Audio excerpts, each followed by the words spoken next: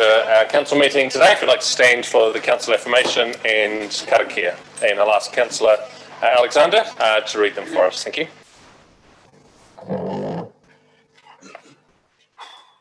Whakatakata te hao ki te uru, whakatakata te hao ki te tonga. Ki kina kina ki te uta, ki a mā taratara ki tai. Ihe ake ana te atakura, he teo, he huka, he hauhu, te he Maori ora. Let us affirm today that we as councillors will work together to serve the citizens of the Selwyn district, to always use our gifts of understanding, courage, common sense, wisdom and integrity in all our discussions, dealings and decisions, so that we may solve problems effectively. May we also recognise each other's values and opinions, be fair-minded and ready to listen to each other's point of view. In our dealings with each other, let us always be open to the truth of others and ready to seek agreement, slow to take offence, and always be prepared to forgive. May we always work to enhance the well-being of the Selwyn district and its communities. We will. Kia ora, Mark. Thank you for leading us through that. Items on the agenda today, we have apologies first up, and Murray Lemon is away for the meeting. Mover and seconder, Epihar and Alexander, that we received that apology. All those in favour say aye. Against, declare it carried. Identification of any extraordinary business, I haven't received any. Nothing, David. Any conflicts of interest that aren't already on the register that you wish to highlight this today? None. And we come to public forum. And first up, we have Penny Mackay and the Halkett Community Pool team who are here. And I understand one or two of you can come to the front, or you can bring everyone if you like, but they weren't necessarily as prepared as you, Penny. So thanks for coming in. You just grab a seat at the front. We allow 10 minutes for these public forum sessions, and that will include your presentation and some of questions and answers from councillors. You just press the button on your microphone, the right-hand button in front of you, that will just turn it on, and you can just leave it on, and that way we can hear you and everyone else will be able to hear you as well. So I'll hand the floor over to you, and thank you for coming in. Afternoon. I'm Penny Mackay from the Halkett Community Centre. I have lived in the district of Halkett all my life and have been involved with the community pool since the community purchased the centre in 1998. We, the Halkett community, feel that the communications regarding the Halkett pool operations have not been as transparent, clear and concise as they could have been. We seek the opportunity to upskill, educate and to empower our committee to implement and maintain pool operations to the required standard. Given the opportunity, the committee seek approval from council to take the required steps to facilitate Halkett pool operations during this up and coming summer season. Household income and financial constraints from COVID make Halkett pool a viable option for many of our residents. It is a cost-effective option for large families whom live in our community. Halkett pool is a safe option also for these families. Up until 2 years ago, we had no issue with our pool, at which time the council employed a new aquatic centre manager, and all our issues have started since then. 2 years ago, a new chemical dispenser was installed for our pool without any consultation or notification whatsoever by the council. We were advised that we were not to control or alter the chemical dispenser, and at the beginning of last season, when it was set at zero by council staff, which related to the zero chlorine readings, they were not prepared to take any responsibility over this issue. The council removed all our pool records for the season without permission, and to this day have not returned them. This again shows the lack of communication we have received from council over matters regarding to our pool. The majority of our users drive to our facility.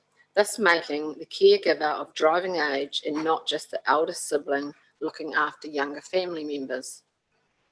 We are a local community who look after each other. The residents have helped the committee with working bees, helping to paint the pool, the changing facilities, and general upkeep of the area. Locals have pride in the pool and its surrounding areas. It is a centre of social gathering and community spirit. Normally 25 to 30 keys are sold per summer season. However, most key holders arrive with an additional adult and children to enjoy the pool. This year, if the pool was operational, we will exceed previous sales due to travel restrictions. Our community will be staying local and using local facilities. As Halkett is surrounded by water races and easy river access, the pool is a vital, safe recreation source for our community to cool off in hot weather and to enhance safe swimming practices. We do not want to see a repeat tragedy in our community if locals resort to using the intake and river due to pools not being available. We are passionate about our pool. It is a local identity at the heart of our community.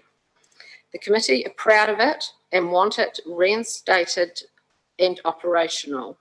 We're wishing to undertake all required course of actions to enable its opening and operations. We as a community love our pool. I'm going to pass over to Gwenda for some history. Hello, my name is Gwenda Waring and I'm going to give you a brief history of Halkett and the pool. If still operational today, the Halkett School would have been 150 years old this year.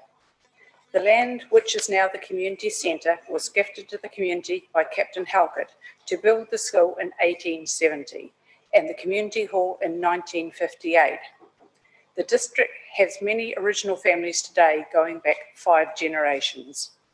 The Halkett Pool was built by the local community in 1964 when the school was in operation and has been in use ever since. After 126 years of operation, the school closed at the end of 1996 and the community bought the school in 1998, which included the pool, tennis court, buildings and grounds, and turned it into a community centre. This was achieved by grants and a loan through the council. Repayment of the loan is through our rates and still exists today. The property was vested through the council only, not owned and controlled by the council as they appear to be doing now. Since the earthquakes, we have had $44,000 in earthquake repairs spent on the pool to ensure it could be kept running. We have always maintained our pool to a very high standard. It is painted by volunteers when needed. A new filtration system was installed 3 years ago, which was completed by the community. As a small community, our volunteers have put their time and effort into keeping our community centre, including the pool, running for the past 22 years. On behalf of the Halkett Community Centre Committee, we thank you for your time. Thanks, Penny and Gwenda, for that. Is there anything else, Penny, you'd like to add? No, that's all at the moment. Thank you. Okay. Any questions from councillors? Councillor Gallagher. I think it was lovely to see a good turnout from Halkett. See you all. I've just got 2 questions I'd like to ask. Have you been told why the pool is getting demolished, and how much has it cost you to run the pool during the time that you were doing it yourselves? Okay, so we had heard a rumour that the council were intending on demolishing it next year. However, to date, we have not been made aware of this. We've had no consultation. Our pool's actually a really major draw card for anybody hiring our centre, including the pool and the grounds, also including our pool key holders. And we'd be devastated if that was the case. So just for clarity, that hasn't been a decision that's been made at all. One of the decisions was around the current long-term plan. So over the next 8 months, probably the beginning of next year, that the long-term future of that will be part of consultation with the community. So no decision on its future around whether it's ownership, kept, demolished, as has been suggested. The decision hasn't been made yet, and we'll talk with you about that. So this is coming from, the rumour is coming from the long-term plan, is that correct? The long-term plan is a piece of work that councils all around the country do. It covers everything that council will do over the next 10 years. And so we've said that the pool item needs to fit into that consultation so that we have a long-term view over what the pool will do and be going forward, rather than just, at the moment, it's kind of about a season. Let's talk about the length and the life of the pool. Okay, sure. And around the cost, Jenny, we don't have any idea what it, because the council supply the chemicals now, we have not been informed how much it costs to run.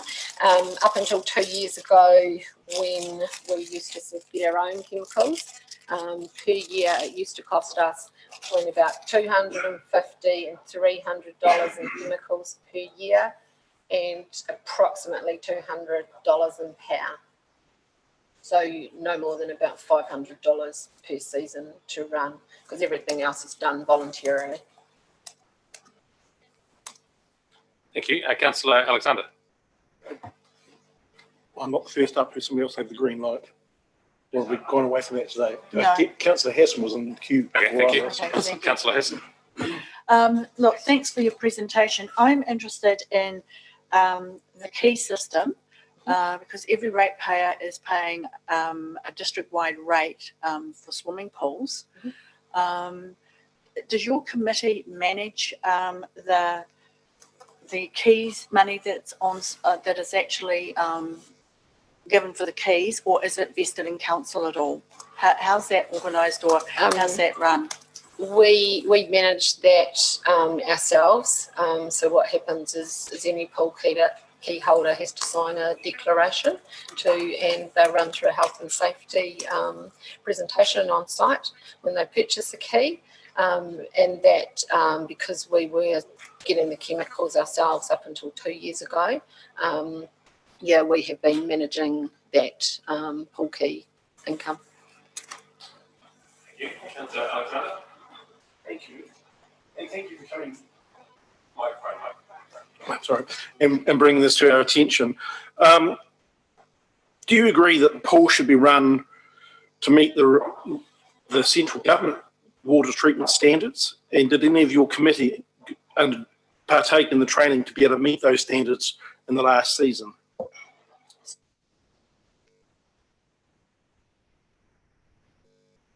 And was unfortunately, nobody did attend the water course, which was in December last year. However, James never made it aware that more than one person from our committee could attend.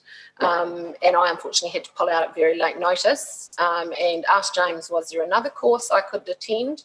And his response to that, he came back and didn't say, well, is there anybody else that could go from your committee?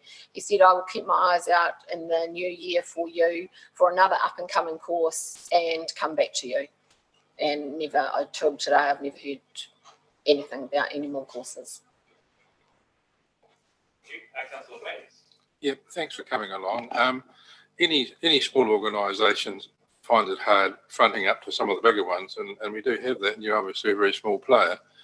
But what I would suggest for us councillors, for our knowledge, is that you maybe do a petition with your community. I know you've said that you've had X amount of key holders, but I think it would be valuable for us, and it would certainly be invaluable for you, to be able to present at any long-term plan hearing maybe a more comprehensive picture of how the Halkett community pool fits into your community. So, I mean, I don't know where you stand at the moment, but I do think that would paint a bigger picture for all of us. Thank you, I'm sure. Yeah, we certainly will do that. Thanks for coming in and giving us a presentation. Just further questions from Councillor Hassan asking about the keys. So who can actually get a key? What qualifies someone to be able to get a key? Can any ratepayer come and get So anybody can actually apply to get our key. So what happens is we have a rateable key holder amount and a non-rateable key holder amount. Because of our boundary for where we are rateable, we do have people that travel from outside of that area because they just like it that they can come and relax. They don't have the hustle and bustle all the time of packed pools with children. We've quite a few adults that come together and swim links, every day over the summer for their fitness. So yes, anybody can apply to get a pool key. And if I can just add to that too, and we have a fully enclosed playground which is safe for preschoolers, etc. So a lot of families use the playground as well as use the pool at the same time. So just out of curiosity, if you're able to tell me what the difference in the cost is between a person who's a ratepayer or a non-ratepayer on getting that key? Sure. So our non-ratepayers, we charge $50 per season, and our ratepayers pay $35 per season. Cool. Thank you. Councillor Miller. Hi, thank you. I read your flyer there, obviously, and I was just keen to understand, just in there, it sort of intends to indicate the community views the community centre as its own and not owned or managed by the council. I just want to understand, how does the community see that, the old school site? Do you see yourself as owning it, and or do you see the council owning it and looking after it for you? How do you, the community, see it? What happened is when the school closed down in 96, the centre was originally offered to Ngāi Tahu, who didn't want to take it up. So it was offered to the community. At the time, we did a lot of work at that time and decided we would purchase it for the community. We did have consultation with council at that time. We were told that we own the facility, however we had to vest it through the council because we got grants as well as it was a $65,000 loan through the council. So what happens is every year on our rates, and it's still happening today, we pay a rateable amount to repay that loan to the council, which we believed was because we will own that facility at the end of the day once that loan is repaid, not the council. And that's what was illustrated to us when we bought it in 1998. What I'm trying to ascertain is where you see the health and safety responsibility lie, because if you own it and take it out as a community asset, obviously the responsibility would lie with you and your incorporated group. Yeah, absolutely. Currently it lies with the council, or appears to lie with the council, so minimum standards must be maintained. So I just want to understand that clearly where you see it. We might need to follow that a bit ourselves. Yes. Thank you, and thank you for the information you've provided today. I think we'll discuss later in the meeting what the next steps might be, but it sounds like there needs to be a discussion by councillors, and that David might be able to happen at the next briefing session around some of the factors we're going to see today and direction. So really appreciate your time and coming in and advocating for a facility which is obviously precious to yourselves and to the wider community. Thank you. Thank you.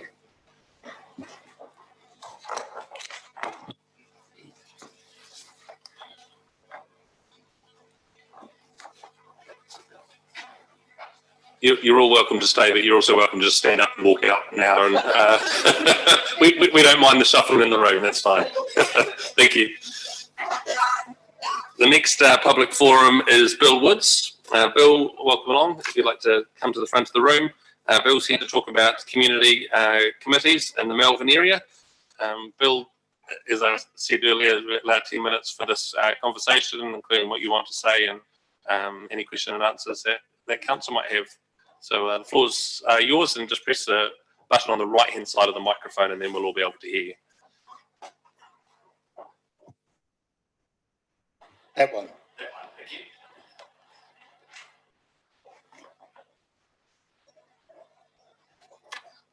I have to wait for the important lady.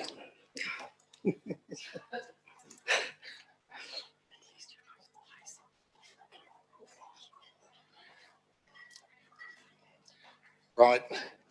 Your Worship and councillors, thank you very much for the opportunity. And Of course, my report is 21 pages long, so I obviously will edit it to some degree so that I can actually talk about different things. But, and I won't muck around. With the council being the supreme governance body, it is my last chance to have my concern regarding the legality of the community committees in the Melbourne Community Board area resolved without resorting to further action. The reason for this presentation today has been brought about by the situation that has arisen regarding the questioning the legality of the community committees within the Melbourne Community Board area. I am not questioning whether the establishment of these committees is legal. It is the non-inclusion of local authority members that makes them illegal. One would think that a situation such as this would be a simple matter to resolve, but it is not the case. My efforts to discuss the matter have been fruitless wherever I have tried to do so.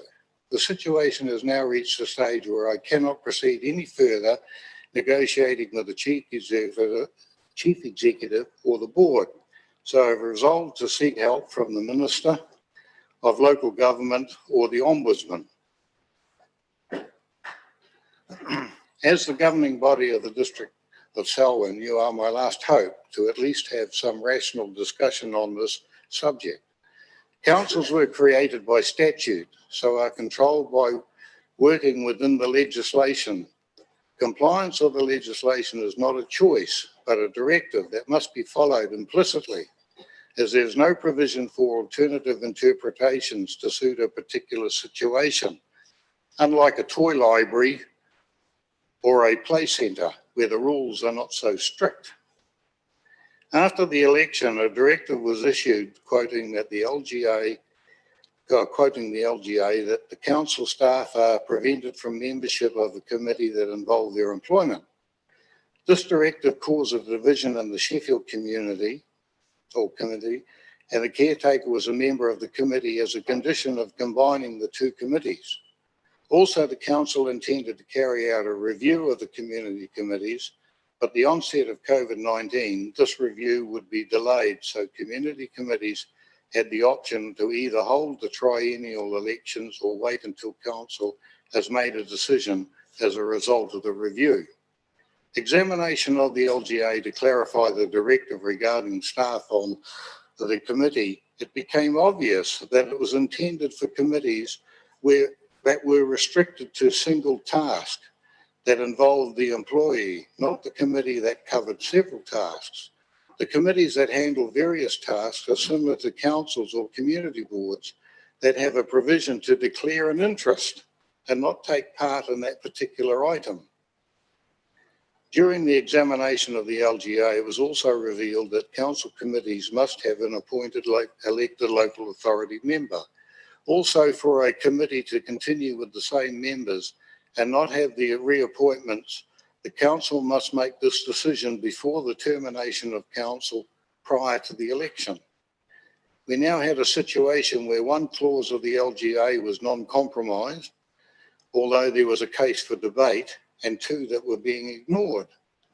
It is not known why the two were ignored. It may have been either it did not fit into the plans of the staff, or they were unaware of that particular legislation. At the board meeting at Arthur's Pass, I broached the subject of the local authority member appointment and suggested that committees be committees of the community board. There was a hesitancy among the board members, plus the chief executive threw in a couple of curveballs, such as who's going to pay and all the rest of it, regarding costs resulting in increased rates. It was decided that the board members would carry out some research of the LGA on their own before a decision would be made. As can be expected, nothing eventuated from this, so I notified a notice of motion for the community board agenda. I formally give notice that the Melbourne Community Board on the 23rd of March 2020, I will move the following motion: that the Chief Executive Officer seeks clarification that all of the community committees within the community board area, according to the Local Government Act, must have an elected member of a local authority appointed to that committee. Should this be the case and there being insufficient local authority members on the community board to service these committees, that the Selwyn District Council be requested to delegate the responsibility of those and any other committees within the community board area to the community board. As a result of my notice of motion, the community board chair sent me a set of questions to assist the board members to understand the situation. Most of the questions had nothing to do with the legality of the committees as per my notice of motion. In fact, they were more focused on reasons for retaining the status quo. I was at first reluctant to answer the ones I considered irrelevant, but considered that more information I gave just might help persuade fellow board members to support the motion. And you'll see it there it is, and the questions are in red and my answers are in black. And it's quite a few pages there. As I say, I won't go through them all. You'll have an opportunity to do that. And I also enclosed a copy of the community board committees on the Banks Peninsula. Neither of these was attached to the agenda, and there is a copy of the Christchurch City's advert, and the square box has the community board committees, and they're the ones that O'Kane's Reserve and Halls and all the same as that we have within the Melbourne Community Board, and they weren't part of it. With the advent of COVID-19, my notice of motion was delayed from the May meeting until the June meeting, where the following report was reattached, and this is the report from the Chief Executive regarding my notice of motion. I felt a little bit annoyed with that afterwards, and I'll explain that.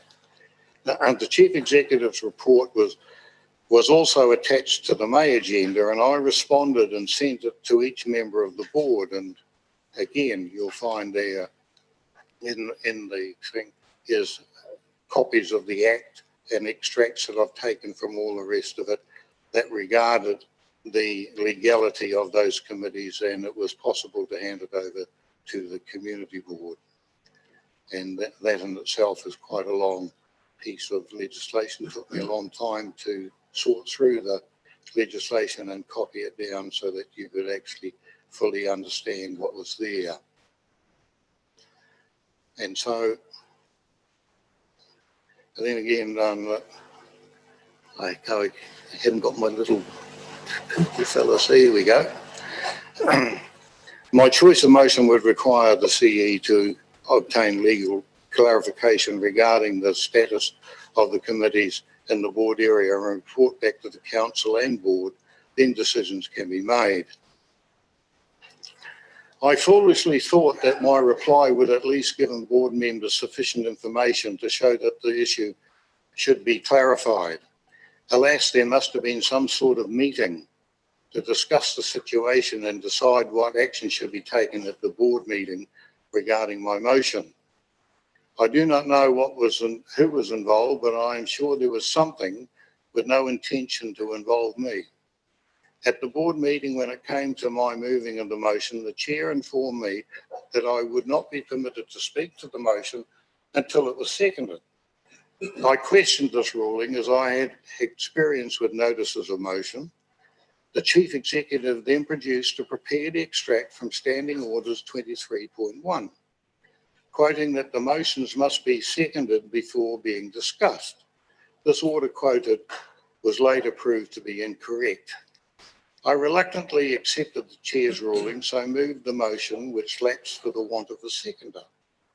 As a result, the lost motion, I have resigned from the committees that I was appointed to, as I cannot continue to be part of a system that I believe is breaking the law. In the report of the Chief Executive, he indicates that he sought legal advice. I subsequently requested who were the legal advisors and what was the advice.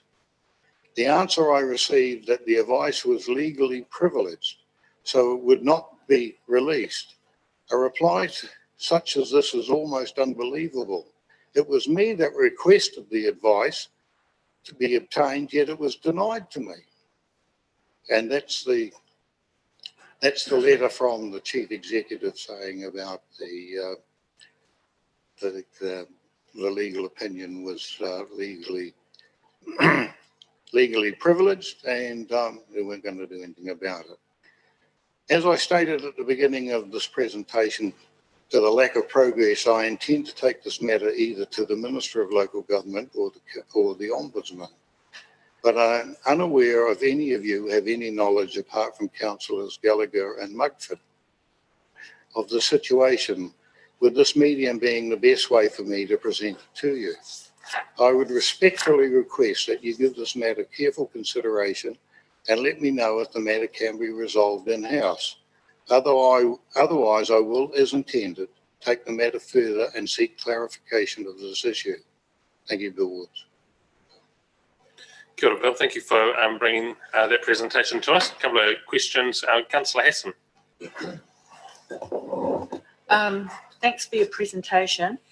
And I'd like to actually thank you for highlighting the issues around conflict of interest, where we do have committees.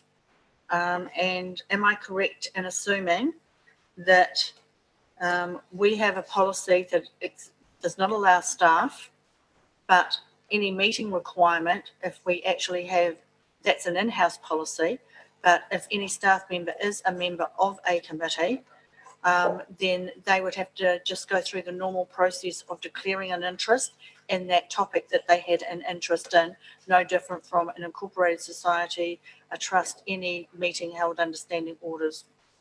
Well, that's how I took it for us too. Okay. But there is something more important too, again, about this is, of course, with the new representation, there might be some difference in the effect of the community board, maybe even greater, or might disappear. We don't know. But those sort of things have to be considered at that particular time as well. Yeah. Okay, and so your submission is in two parts, if I'm understanding. One is staff members being appointed to a committee. The other is representation of councillors and community board members being appointed to a committee they must attend. Is that correct? Yes, yeah. Thank you, and kia ora, Bill. Just for a point of clarification, the current practice of council appointing community board members to represent council on community committees, that was the practice when you were both a councillor and a mayor, wasn't it? No. It wasn't? No. Who represented the community committees at that stage? Who represented? Who was the council's representative on the community committees if it was not the community board members at that time? It was community board members, but the committees were delegated that responsibility as community under the community board. And I can only speak of the Melbourne one because I hadn't been involved with the Rolleston community board. Thank you. Any further questions from? But can I just finish answering that? Yep. If you read my submission, you will find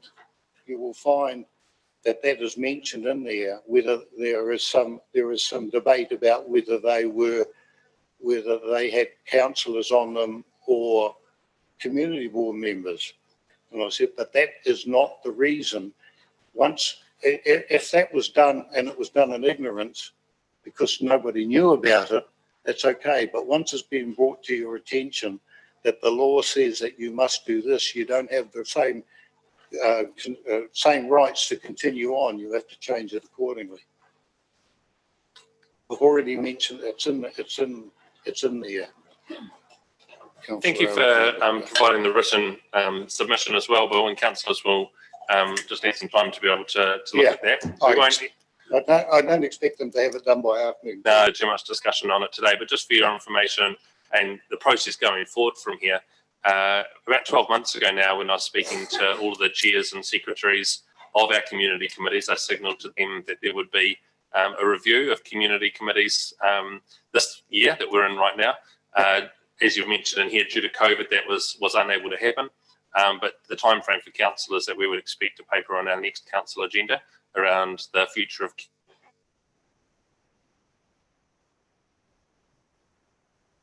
issues that you raise. So we'll just wait and see what that brings. But I guess what I'm signalling is that we are working towards a change. And so going to either the Minister or the Ombudsman that's your decision to make.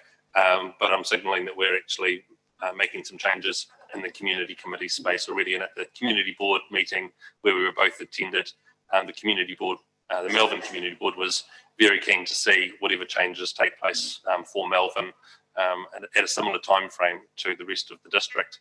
And so I don't see there being too many hurdles in the way of the committees in Melbourne, where the Melbourne Community Board is currently representing councillors, being any different than the rest of the Selwyn district. Yeah, yeah. But some of it, of course, doesn't affect just Melbourne. One half of it affects the rest of the district by virtue of the fact about the committees continuing on without having their triennial elections. Yeah, so we will do. It's not the councillors. Thanks, Mr. Woods. Yeah, Yeah, we'll deal with that. It's only councillors appointed to them. Yeah. And that will be part of the review. And as I say, it's a shame that we haven't been able to do it earlier in the year, but that'll be at the next council meeting, which is 20-something of November. So thank you for coming in and presenting this today. And we'll get back to you probably following that meeting with any updates from your submission, if they're taken into consideration. Otherwise, it'll be considered by the councillors at the briefing session following that council meeting. So thank you. Yeah, well, as long as I'm kept in the dialogue, if I'm ignored, I will only have one choice. Well, yeah, I've just said that we'll keep you informed following that decision. And I need to know. Thank you for your time today. In a positive light, yeah. Because I'll have other things as well. Thanks for coming down. Thank you. Nobody else? The next item on the agenda is confirmation of minutes. And so from Wednesday, the 28th of October, the mover and seconder for those minutes, Mugford and Lyle. Any discussion on those minutes? All those in favour say aye. Against, declare carried. Item 2. Sam, yes. I'd like an amendment to the recommendation that council receives the draft minutes, as I would note there is a correction that I will be seeking in those minutes. And the recommendation is it would indicate that they're more than draft, because the representation review subcommittee only met last week, and until this agenda was published, I hadn't had a chance to preview those minutes. Yeah, happy with that change. You happy to move that? Thank you, Councillor Alexander. Seconder, Lyle. All those in favour say aye. Against, declare it carried. Next, we have the assumptions and uncertainties for the long-term plan, which is the matter requiring attention, and that's on today's agenda. On page 14 through 16 is my report. There's a number of things that I've been involved with there. And monthly have just wanting to highlight a particular staff member who's done some good work, and would be interested to know if any councillors are involved in either meetings or particular projects where they believe that staff have sort of gone above and beyond what their role might otherwise have entailed. And just like to highlight Jocelyn Lewis today. Some of you will be familiar with her through the work that she's done through the district plan review. But what I observed of Jocelyn last week here at the Selwyn Central District Plan meetings was a presentation by her to a group of about 40 developers explaining the background, where we're at in the future around development and changes that can or can't happen, the structures that we sit under with the district plan around national policy statements and regional policy statements.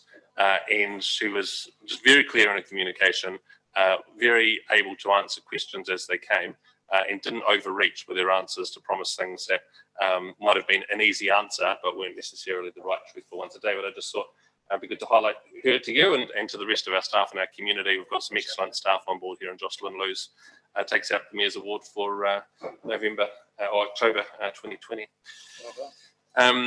The other items are there. I'm happy to answer any questions on my report. I'll move that you receive it. Seconder, Lyle. All those in favour say aye.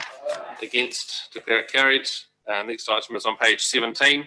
It's the Joint District Licensing Committee. Licensing Inspector Malcolm's away today, so I was unable to be here, and Councillor Hesson has stepped away from the table for this conversation. Welcome Billy Charlton to the front of the room. Billy, is there anything you'd like to just highlight in the report for us? Nothing in the report, that needs to be highlighted, apart from probably the milk bar in West Milton. That will probably be going to a hearing. There's been 2 objections from the public, and the police are objecting to that particular application. Okay, thank you. Councillor Alexander, question. I'm wondering if there had been any feedback on the Lincoln Garden Party at the end of the university lectures. There'd been some media coverage on it. Has there been any other feedback? Funny you should mention that. I've got it here. No, not in the slightest. There was 3,500 tickets pre-sold. They were sold out beforehand. The police, the Chief Licensing Inspector in St. John's, were very impressed with the organisation of the event. There were 20 arrests, but none of those were for alcohol. Most of them were for possession of drugs and trespassing, trying to get into the event without tickets. The police were very impressed with the welfare unit at the event, because there's people who attend generally pre-load, and some of them don't get in but get taken to welfare till they're a bit better and then sent home. So apart from that, it was a generally well organised and impressive event. Okay. Thanks, Billy, for the report. Mover and seconder. McInnes and Bland. Any further questions? All those in favour say aye. Against, declare it carries. Thanks, Billy. The next item is on pages 22 through 53. Group Manager Operational Performance around assumptions and uncertainties for the 2021-31 long-term plan activity management. And Calvin, welcome to the front of the room. Councillor Hassan. I just want to highlight that I want to move an amendment to the original motion, please. Thank you. Do you want to just tell us what that is, Deborah, because it can become the actual... Okay, thank you. Look, reading this report, I was aware that this is a delegation given to staff, and it's important, given the significance of the information going through to our long-term plan, that we as councillors need to be reported to. So basically, there's no clause requiring staff to report back to us as council. So I would like to add C, and that any changes be brought back to council for approval. It's important that we as councillors, when we make policy and delegations, that we're involved in its monitoring as well. Thank you. Thanks, Deborah. It's a good thing to have in there. Is there a seconder for that motion? Councillor Alexander. And Calvin, I'll head over to you if you want to talk us through your report. Sure. I'll take as read. There's a few larger assumptions in there of more significance. Most of this has been through workshops with you as councillors. Really, I'll leave the floor to your questions. Any questions that councillors have on this report? Yes. None. Oh, sorry, Councillor Hassan. Yes, I do have one. I note that in the reports attached, we have made some assumptions that with our our district-wide rating, that all committees will actually be subject to district-wide rating. I just want to highlight that none of that has been communicated to the land drainage committees, who have a meeting tomorrow for discussion, for them to take back to their respective committees and their community for feedback. And I just want to highlight that particular issue the way that I've read the report. Thank you. Okay, thank you. Thank you. And Councillor Bland. Yeah, thanks for your report. It's good. Just a couple of things.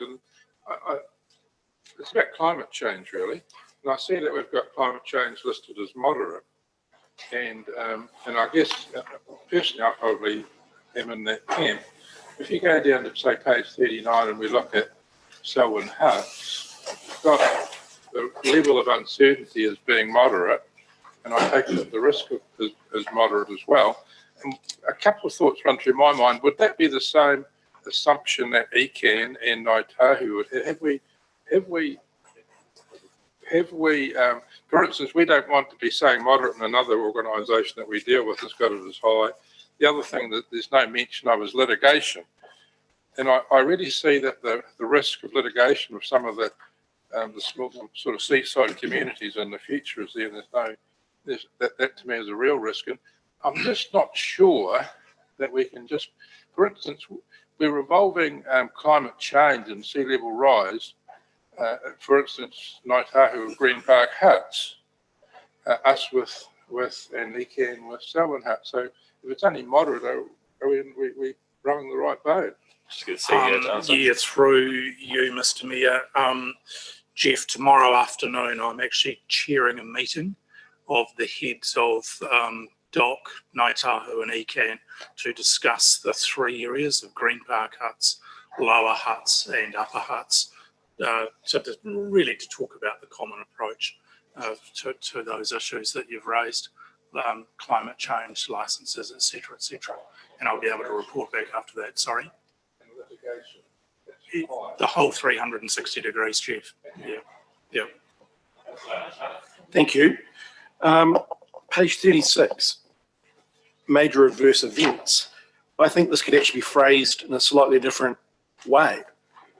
Rather than assuming there's going to be no major events, I think time has shown that we will have a major event: fire, flood, snow, wind, earthquake in the period, and that we will mitigate that. I think the mitigation, the potential impact column is in fact correct. We will mitigate the risk of that event by appropriate civil defence and insurance. But I just, rather than saying that the assumption is there will be no events, I think that's actually, in my mind, a poor assumption. But we can assume that there will be one, and we have, and I believe we have, appropriate mitigation to deal with it. So it's splitting hairs a little bit, but I think we can state it in a way that reflects a more realistic and positive view of it, rather than, I believe, saying there will, an assumption there will be no major adverse events over a 10-year period is somewhat optimistic, and I think it's a better one to say there will be some, and we have appropriate mitigation in hand. Yeah, yes, I think this is sort of, yes, from a risk point of view, that's entirely correct, that there is a likelihood that there will be an event and a high level of uncertainty. For this is building out the assumptions to actually form the long-term plan financials. If we were to turn around and say, yes, there will be an event, there'll be an expectation that you'd have some sort of cost associated with it, because there would be a cost like COVID. Yeah. But we are planning for the cost of it in terms of we are funding civil defence, we are funding insurance. So we are already funding the mitigation for those events. If we were serious about saying there will be no major adverse events, then the question would be, why are you funding insurance for that event you say isn't going to happen? It's kind of, whereas if we say there will be an event or events, and we have an appropriate mitigation strategies which we are funding by insurance and funding civil defence, then that's prudent. Yeah, I think what we're saying is, yes, there will be events. We are, and there is a piece in there, insurance and other bits and pieces through it, but something like COVID, we didn't fund for that. We wouldn't fund for that in a plan. I think we can play with the words a little bit on that, I think, Councillor, and articulate, yes, we have mitigations in place for those that are insurable events in civil defence, but there is uncertainty around other events that may help. Yeah. And I think that the key wording is in the right-hand column and also in the level of uncertainty. So with respect to major adverse events, no, we certainly hope there's nothing, but we do know that the risk of that is high. And the key for me is that was stated that we seek to mitigate this risk through, and you read the rest of those policies that are in place, that's the reason for those. But even if we change the assumption area, simply say major adverse events rather than no major adverse events, because then the assumption is then that there will be none. You could remove the word no, yeah, or alternatively you could insert the words impact of. Just remove the words no, I think would be the easiest, wouldn't it? Remove the word no. It's the assumption area is around adverse effects, as around adverse event. So, and then, like I say, the rest of the commentary is actually fine. Any further comments or statements on this? It's been moved by Hessen. Sorry, Sam, I did have one other. Sorry, Councillor Alexander. One comment on page, it's really to draw those who are attending or listening to page 40, the cumulative cost adjusters forecasts from Burrell. These are challenging. I looked at these in the context of our long-term plan, And when we're wanting to have rate increases around 3%, these cost indications, forecasts, make that a very challenging target to get to, and that our community should be aware that while we agree that we want to have rates as low as possible, these other factors make that a very difficult and a very challenging environment in which we're working. Yeah, that's right, Councillor Alexander, with no upgrades or nothing new. It's a 3% lift, almost, starting point. So if there's going to be any increase in level of service or anything new built in the community, we're looking at increases higher than that. So thank you for highlighting that. Moved to seconded, Hesson and Alexander. All those in favour, please say aye. Against, declare it carries. Item 4 is the establishment of Maori Wards. This comes from the Subcommittee for Representation Review, chaired by Councillor Alexander. The recommendation is that we receive the report on the establishment of Maori Wards and resolve that no Maori Ward be established for 2022 and 2025 local government elections. This was a topic of debate during the meeting as far as consultation with our local runanga goes. We've contacted and sent letters to both to the chairs of Taumutu and Ngātua Hurere. They have both come back to me verbally and said we're not looking to pursue Maori Wards at this stage.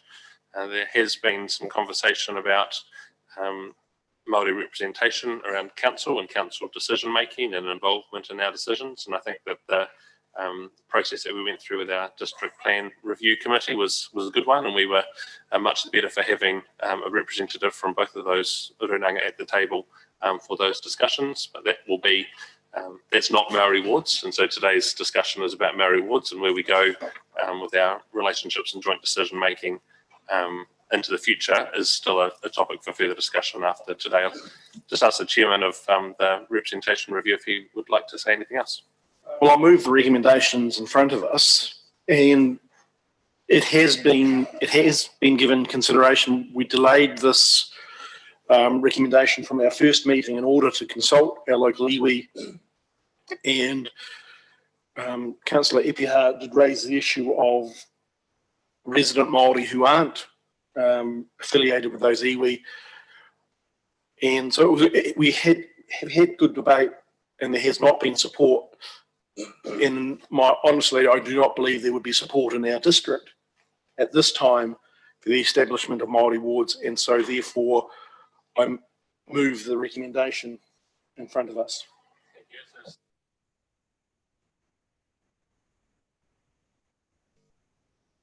Any further discussion on this item? Councillor Epiha.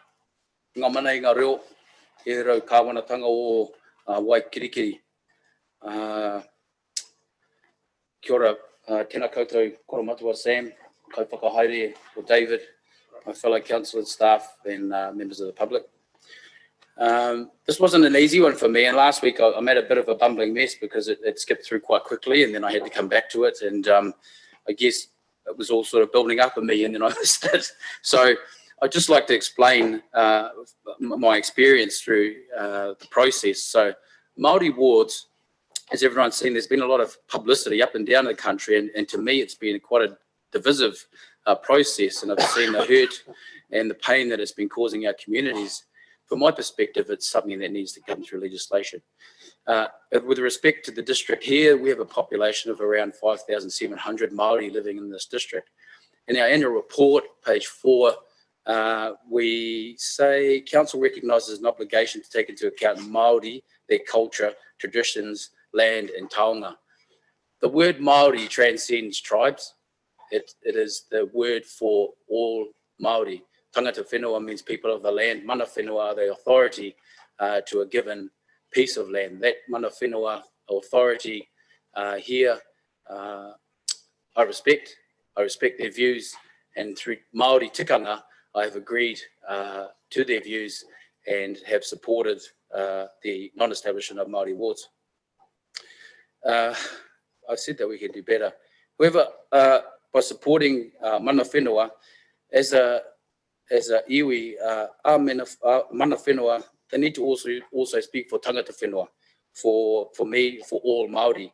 So in accordance with tikanga, as tangata whenua, I accept mana whenua as the Maori authority and relinquish some of my mana to mana whenua to allow them to speak for me. Ko shei ngā pau o te hahi epi ha taku ingoa, kōrero Māori ahau. These are my words, and I support Council's direction with this. Again, I believe there will be legislative change and that we can do better. We need representative iwi, hapu around the table to make an informed decision for what's best for our district and our nation as a culture and as a people. Kia ora. Shane, thank you for that. And it can be noted as well, Nanai Mahuta as Minister for Local Government, reappointed. She's been our Minister for the last 3 years, and she has said that Maori representation is within scope for her over these 3 years. And so I expect that we will see change in this space going forward. It's been moved and seconded. Any further comments or questions? All those in favour say aye. Against? Declare it carried. Item number 5 is on pages 67 through 77. It's Colgate Road dedication. There's A, B, C, D and E on the report here. Yes. Conflict noted by Councillor Mugford, and he has moved back from the table for any discussions or decisions on this matter. Is there a mover and seconder for this report? Moved Alexander, seconded Epihara. Are there any questions that councillors have on this report? Just one. Councillor Hassan. Thank you. Do you have an understanding or an agreement with most of the landowners, or are most of the landowners going to have the Public Works Act actually submitted? I'm just trying to understand the balance where we sit with ownership, with the contestable ownership of the survey. Mr. Washington, do you have? Oh, great. Andrew, perfect timing. All good and sit down. They passed before you, it's still in public relations. Might be a while. Councillor Hassan, do you want to repeat your question just for the benefit of those here now? Do you understand what proportion of ratepayers we actually have in this area that have agreed to actually have the designation or the survey undertaken with the proposed land ownership, or how much will actually need to be acted on under the Public Works Act so we can actually reinstate these roads? What's the percentage for and against? Well, we don't have necessarily a percentage for and against. I know that we received 18 submissions, I think the first time when we went for public consultation, and then we had a fairly healthy turnout at the both of the public meetings. So there's not a sort of for and against. And I think the thing you've got to appreciate when we're talking about serving notice on properties, we're actually not serving notice on any individual people's properties. We're only serving notice, if you want to put it that way, on the undedicated road property, so that it's not directly affecting anybody's specific property. It's just the process that we have to go through to target that undedicated road land parcel. So probably a roundabout answer, sorry. There had been some discussion around other landowners wanting to take possession of the road that was next door to them. Can you just explain what that might look like and how that might compete with the process we're going through now?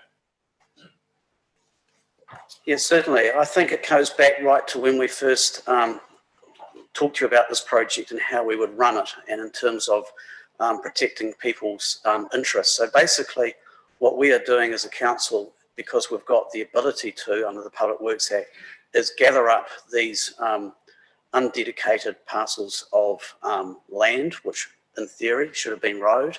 And so on that basis, then we can decide how we will best utilise that. That may include establishing public walkways or roading connections, but it also includes, for instance, if we determine a bit of road that we gather up is surplus to our requirements, then we've got the ability to go through a road closure or road stopping process and offer it to the adjoining property owners. As a step in between, We can also enter into license to occupy as well, so that property owners that may have a chicken coop out there or whatever, and we don't see a foreseeable need for that road at the moment, can still occupy it, but have that formal endorsement that only council can provide. At the moment, they have no formal right to do so. So in a lot of respects, we're trying to tidy up the situation on multiple fronts in terms of giving council and property owners options to go forward with. And once this process is complete and ownership is known, then what is the next process around what will happen to those roads? What can the community expect to hear from us around what they would like to see done with any specific piece of legal road?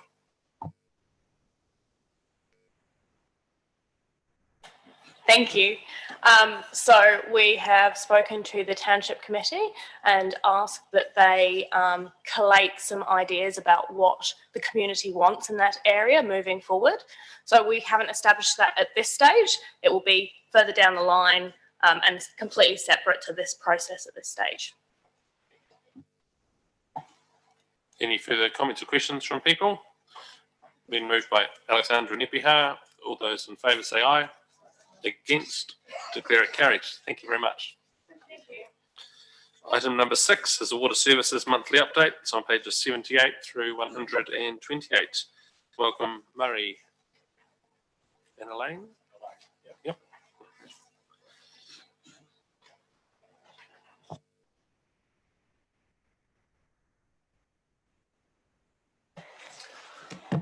All right, good afternoon, everybody. So we have our Five Waters monthly report, which starts on page 78, and we'll start going through on page 79. So we start off by going through wastewater, and I'll just talk briefly about the format of this report. In section 4's report, we're not going to it now, but we identified topics that councillors have brought to us in the past, and we list them up, and we can't answer the questions straight away.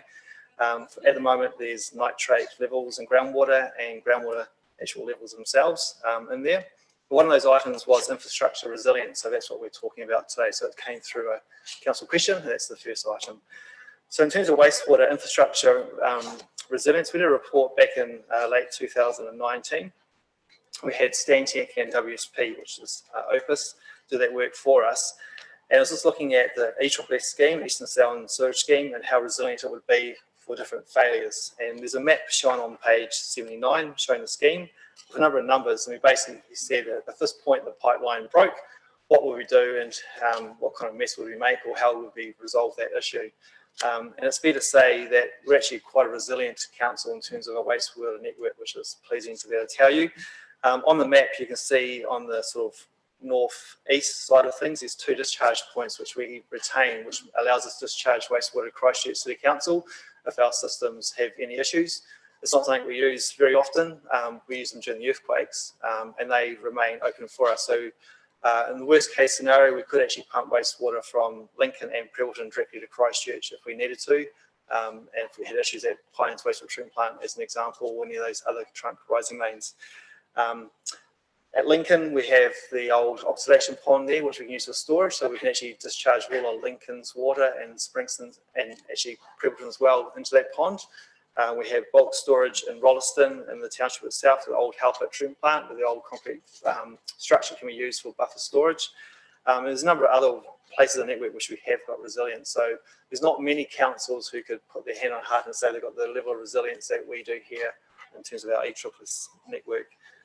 At the bottom of page 79, we go through a number of recommendations of some minor works to increase our resilience, and those projects we budgeted for and included within our long-term plan, which we're coming into council in a not too distant future. We turn over the page and we're looking at potable water, section 3.2. Sorry, should we just take comments on wastewater now? We most certainly can. Yep, any questions? If there's any questions. Councillor Alexander. Yeah, you had 2 options in front of you for storage at Springston, either a tank or storage, or making sure that wastewater tankers would be available. Storage would seem to be the more robust solution to me, because tankers are going to take some time to mobilise. Is that, which of those 2 options were you putting in? Are you planning to put before us in the long-term plan? At this stage, I've got storage, but I think we'll see how the budgets are looking and what the rate increases are, and we may very quickly flick back to the other, but storage would be the preference, I think, for sure. Thank you. Councillor Hassan. Forgive me, but I seem to think that Springston was connected through to Lincoln with regards to its pipeline. So my question would arise that obviously the current township has the ability to store its effluent. Yeah, it does. So if the pipeline from Lincoln broke, well, then we can pump Springston through to Lincoln and store it there. But if the pump station at Springston failed, then there's no additional storage. So there's an amount of storage in the pump stations which we design, so typically 4 to 8 hours. But this would be to increase that above that level. And the other that I've got a question around is, I guess, with growth. When we initially put in the pipe sizes for transporting this effluent, we put in a certain pipe size to cater for a certain population growth.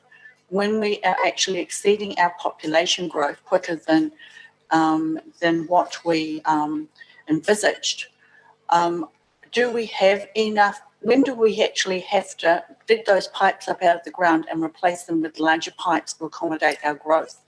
There's no calculation in this scenario for that to happen.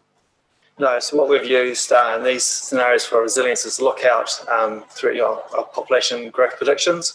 When we put pipelines in, we don't look out just 10 years, we look out sort of 30, 50 years. So it's more ultimate population we design those pipelines for. And dare I say, there may be instances in the future where we may even exceed that, but there's always a wee bit of fat in those pipelines. We can always, not fat in the pipelines, that's not what we want to say. There's additional capacity in the pipelines to be able to squeeze a bit more wastewater through. Thank you. But at this stage in a long-term plan, there's no issues with the capacity looking out over the 30-year horizon. We can cover it for 10 years. Yes. We can cover it for 30 years, is what you're saying. It's also correct. Potable water. Well, I was going to say here that there was one intentional mistake, which we'll see if anyone else picks up on that, but Councillor Mark Alexander got the prize for picking up that one today. We received the annual drinking water compliance report for Selwyn District Council from the DHB last month. So this portable water section gives a bit of a summary of that and covers all the council supplies that serve over 100 people. So bacterial compliance, bacteriological compliance was achieved for all treatment plants and zones in Selwyn. Although there were transgressions within some of our networks, we had sufficient number of samples to ensure that we still met compliance. Protozoa compliance was achieved for all water treatment plants served by secure bores or those where we have compliant treatment in place at the moment. There were 9 treatment plants where protozoa compliance was not achieved, and all these sites have a current project in place or a project in the coming year. Chemical, cyanotoxin and radiological compliance were all met or not required. And then the Health Act duties were met for all supplies except Rolleston, and that occurred because there was a fault in one of the UV treatment turbidity meters, which caused a lack of data, and unfortunately that meant that we didn't meet it for Rolleston over the last year. Any questions? No, good report. Just yes, sorry. I noticed that when we were actually doing this, when this report was written, the parameters were that for nitrate loading and for biological assessment, water supplies with less than 100 people were not actually included in the system. Is that how I've read it correctly? Yep, that's correct. Okay, well, going forward, how are we going to monitor the supplies for these 100 people that come under the council system? But because they are rated under the council system, and I'm talking about the Raven Drives, Rocklands, those rural residential subdivisions that have under less than 100 people, but they're still counted as our water supplies. What monitoring has happened there? Yeah, so all the monitoring occurs as the drinking water standards as they do for all the other supplies. As I said, the District Health Board only reports on schemes above that threshold. And I think it's just purely because of the number of supplies that have to report on across New Zealand. It's just got too overwhelming, so that's why they do that. But our annual KPIs also include all schemes, so that's how we report that through to council.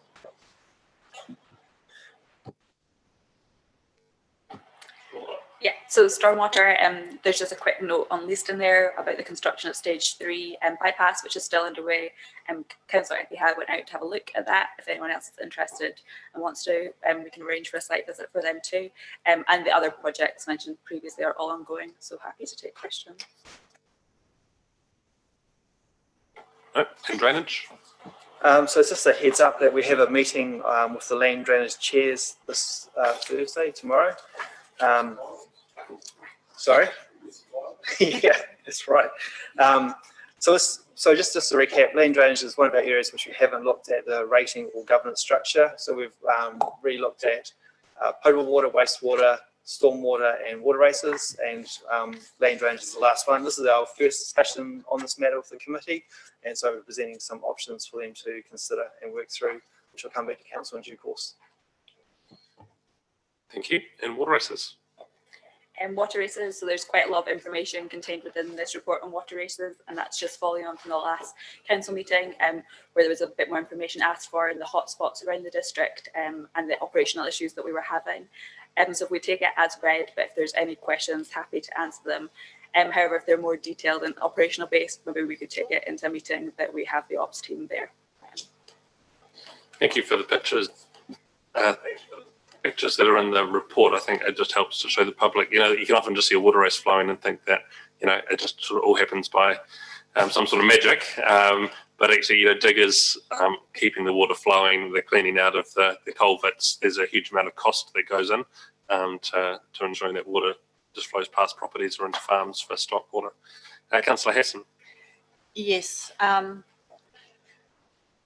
Just want to understand if there's been any progress on mapping our strategic water races.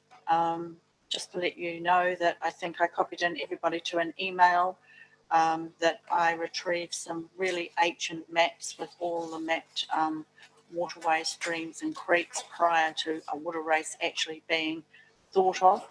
And many of these look to be used, and I suggested that we undertake some GSI mapping of those to understand that they may have been looked and straightened, but originally they were definitely streams and creeks, and holding a certain amount of biodiversity that is adapted over the various time frame of over 130 years. Here we have climate change. Here we have a responsibility for biodiversity. We have legislative change coming in fresh water. My personal opinion is that the closure of all water races is not tenable when you actually look at that legislation. So where are we at with the progress of actually looking at that strategic mapping that was last done in 2012? Yeah, so I suppose the first thing I'll say is the big step forward was the survey we did of ratepayers recently, asking which ones wanted the race to close and which ones are wanting the race to remain open. So that information has been presented in high level to council, and that will come through as part of the eligibility process and our recommendation going forward. I think we have to balance this whole thing to balance ecological biodiversity, but also willingness for people to pay and how we fund that work. So that's definitely a matter we'll be discussing in the LTP. In terms of climate change, that brings me nicely onto our section here, the last part of the water race part. Aqualink has done a study looking at our 5 waters and what impact climate change will have over the next 30 years. That matches our infrastructure strategy. And the terms here are used a sort of minor impact, but there is identified an impact because of climate change over the next 30 years that I might just read it actually. So minor impacts are an increase in alpine flood flows, which could result in small increase in flood damage in alpine river intakes. So when we're looking at the report that Lanes has gone through and said we have impacts on our intakes now, it's not going to get any better. It won't stay the same. It will probably get a little bit worse. Not dramatically worse, but it's something that's going to cause us more grief in the future than it has in the current. Of climate change? And the positive effect, a potential positive effect impact is higher alpine flows would improve the reliability of supply. Yeah, so at times there will be more flows, at other times the flow will be just a little bit too much more and causes issues. So there's a bit of a balance here for sure. Section 3.6, 3 waters grant delivery. Not a huge amount of update to say, but we have lodged the application for that. There's been a bit of toing and throwing with the DIA, and we're just waiting for their final approval, which we expect in a number of weeks, which is good. Section 3.7, dub-to-dub. This is more just for your information, but there's an annual report we've attached to this. It's probably just a nice place to put it in the Five Waters report. So that's there. I'm not sure if there's any questions on that, but we'll just take that as being read, I think. Thank you. I guess this is around the public nature of the decision made around how we spend the $10 million and whether or not that's explicit here in this report, and how we're going to publicise what that decision is. Mr. England or Mr. Washington, how are we going about sharing that information? Have we heard back that it's been approved, and how do we let the community know? To be fair to say, it hasn't been an easy process. It's been a bit more detailed than originally indicated in the original grant, that they would be taking a light hand on these things. They haven't.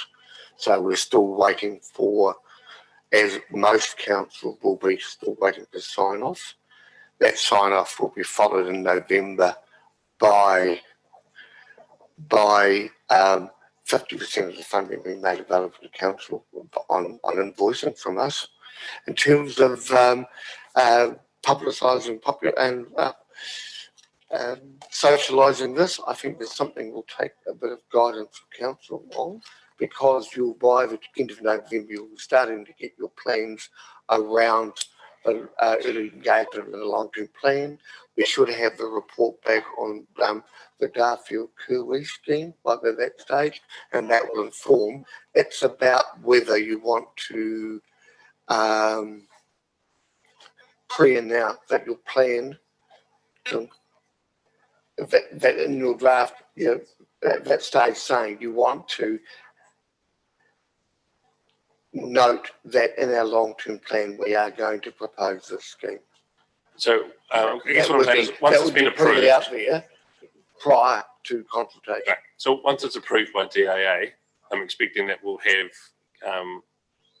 publicity, and Stephen has approved you and through the Chief Executive around what the decision has been made is, regardless of whether it fits with the long-term plan, because the sooner the community understands the outcome, the better. Okay. And reminding that our plan doesn't include physical construction starting before the 1 July. Yep. So we're not prejudging the outcome of that by putting a spade in the ground. Yeah, thank you. Councillor Moore. Thanks, Your Worship. I'm really struggling to understand this secrecy we seem to be playing around with here. There doesn't seem to be any need for it, or any legislative need for it. It's already in today's paper or agenda what we're doing, and we sort of look a bit amateurish here. In my view, I think we're better to be transparent and say what we intend to do, and if we get turned down, so be it. But I'm struggling. Give me a reason, a valid reason why we are sort of hiding behind some sort of veil of transparency. I can't get it. Yeah, look, the only reason why we're not publicising at the moment is simply that it hasn't been approved. And now, if we go back to the time frame that we and other councils were applying through for this scheme, we were advised that would have been approved well before now. So we're having a conversation this week that we should have been having a couple of weeks back. Okay, so our application to DIA includes, as first preference, a pipeline to take sewage from Duffield to the Pines as a part of a wider plan to reticulate sewage and wastewater from the Duffield Township and treat it in a managed way. And that has formed the key part of what we've asked DIA for. As a backup to that, there is an opportunity around renewals and spending our $10.6 million within the time frame, which has to be spent by the end of March 2022, and so that puts some time frame pressures on us. Grant, I agree. I think it's good that the community knows what's going on, and we've made that decision. Our application has been put before DIA, and it's up to them as to whether or not they approve it or not. So looking forward to the discussion with the community in Duffield and other districts around what that might mean. This is only a pipeline from a proposed pipeline from Crake Road down to the Pines treatment plant.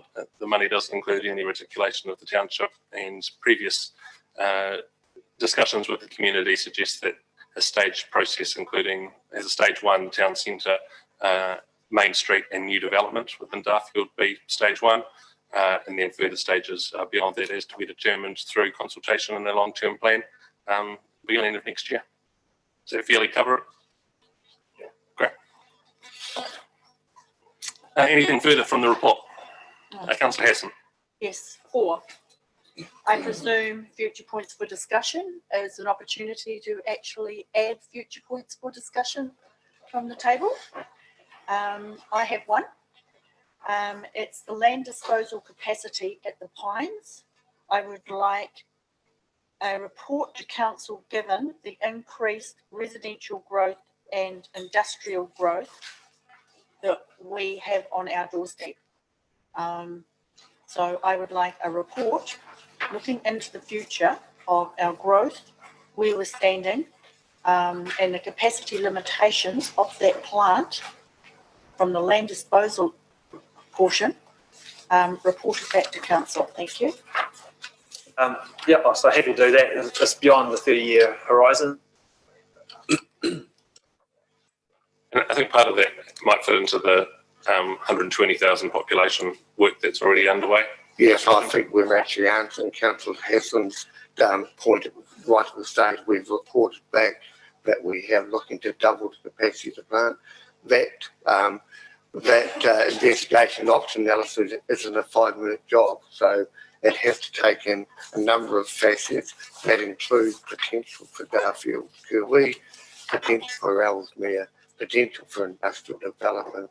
We are seeing extraordinary growth applications coming across our door, so all of those have to be factored in and will be. And I think it's actually the work that Murray's done in terms of looking at 120,000, probably very far-sighted. Okay, thank you.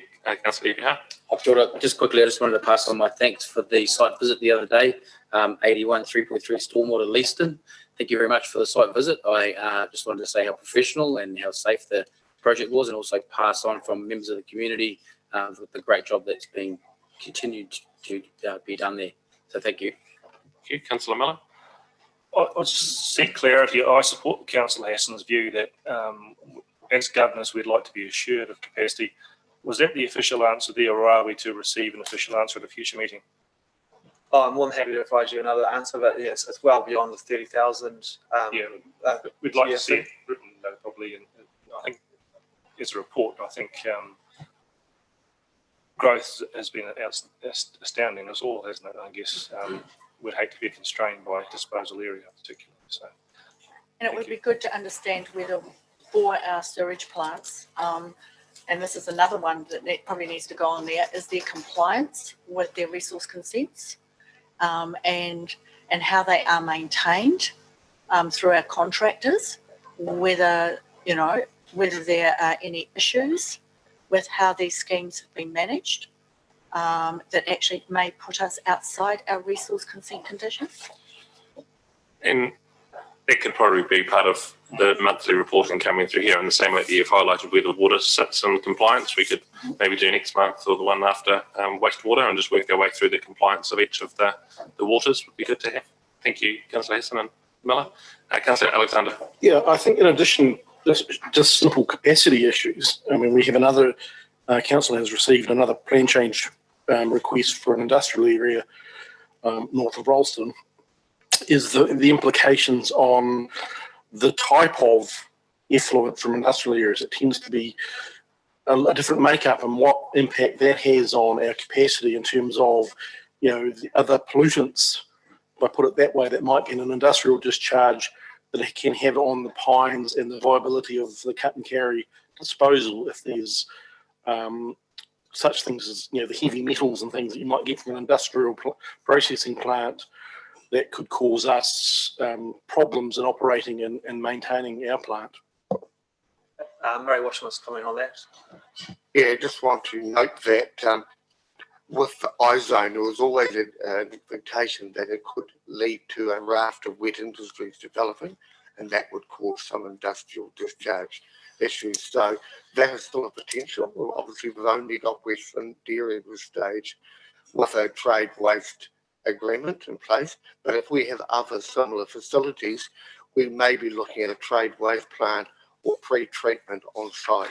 So very clearly the exacerbator pays, whether that by increased capacity at the Pines or that they will pre-treat or collectively or with council build a trade waste plant separate to the Pines. From going to the Pines has already been pre-treated. So look, they're all growth considerations, and it's one of those interesting issues because of our growth and because of our land availability to some degree. It's who turns up first is going to be a bit of a challenge, how we actually rationalise all that and bring it all together. So to be fair, as I say, with Murray's 120K work, it's a big piece of work and it takes a fair bit of thinking. And like even the financial models around DCs and things, it's quite challenging. Mover and seconder for the report. Lyle and Epiha. All those in favour say aye. Against, declare it carried. Thanks, Elaine. Thanks, Mary. Next item is general business, pages 129 through 130. Documents to be signed and sealed. Moved. Also move. I'd just like to note that despite the discussions that have been frequently put to us in council, that the discussions around the future of the Selwyn huts makes it hard to sell these properties. We seem to see a regular number of documents with respect to sales and transfers of the leases. So there doesn't appear to be any restrictions on this discussion on the viability of transferring those properties.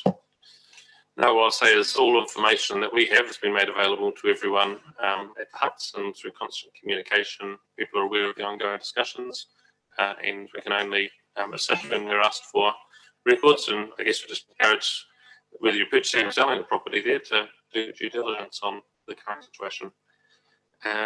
Moved Alexander, seconded Mcquid.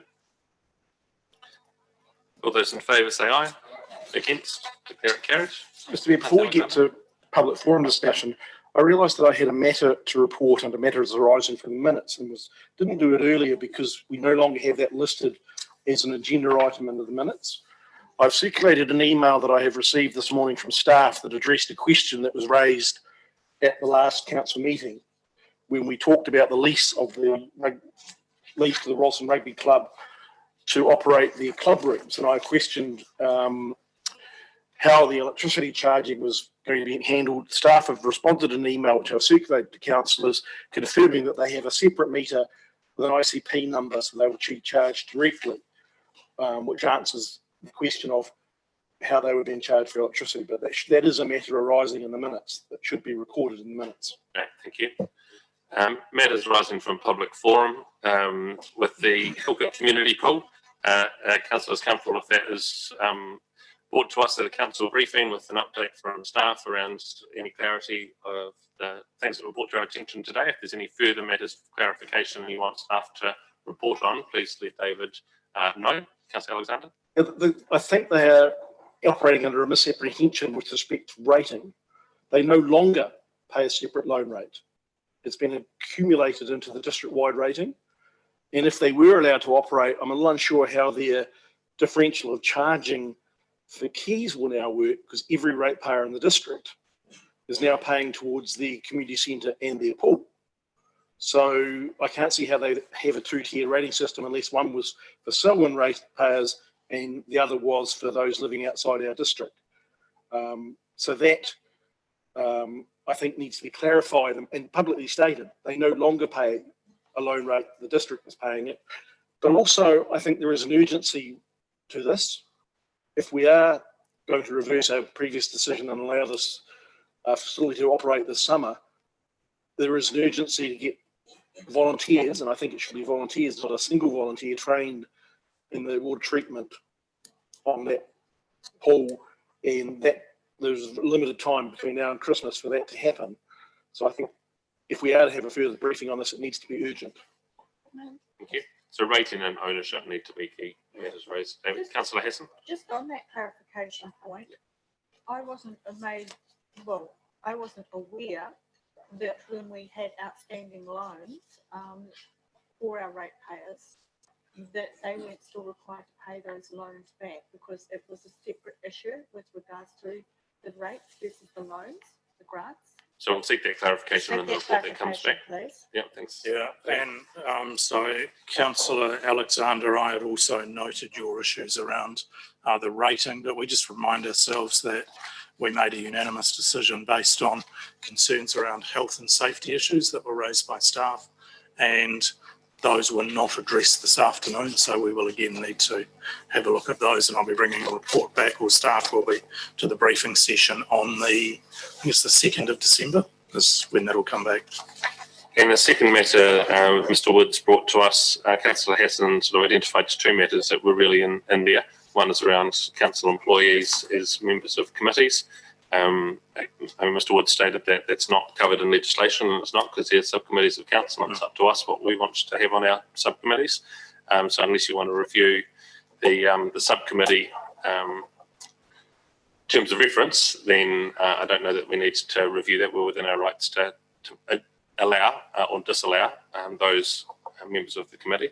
The second matter I think will be up for discussion at our next council meeting when Denise's paper comes around the future of council committees. So I'll make sure, David will make sure that communication to Mr Woods is clear around what is determined there, and then we can see if there's any follow-up beyond that. Is there any need to do anything else that councillors would like to see? Councillor Hassan? Yes, look, I am aware that there are council staff, long-time members of community committees. Hopefully community committees have been run effectively, that where there is a conflict of interest, they express that conflict of interest and they step aside. This quite often happens with the caretaker. So a conflict of interest is cleared with regards to a staff member being on a community committee. They are still a functioning ratepayer, a member of our community, and if we have excluded them from actually being on a community committee by their association, then why are we as councillors appointed to that committee? Because sometimes we as councillors will have a conflict of interest being appointed to that committee, and we have to declare our conflict of interest just the same as everybody else. So it's a matter of understanding conflict of interest. And the fact that we have actually made a policy, or there's a proposed policy to exclude them, I personally don't think it's fair. I think there's enough rules of understanding around conflict of interest that people should declare it and just step aside, because as a ratepayer, all of our employees as ratepayers and interested in our community, they can put valuable input into understanding issues that don't cause them a conflict of interest. So I just want to make sure that I think we've just been a little bit short-sighted if that's our policy. It is our policy, and they are currently excluded, and maybe that will form part of the discussion at the committee's paper next council meeting. Yep, I'll address that. Okay. We now move into PX. The mover and seconder, Gallagher and Reid. All those in favour say aye. Against, appear carried. Kia ora to the public. Thank you for joining us, and I will now recess the meeting. We've got a guest attending.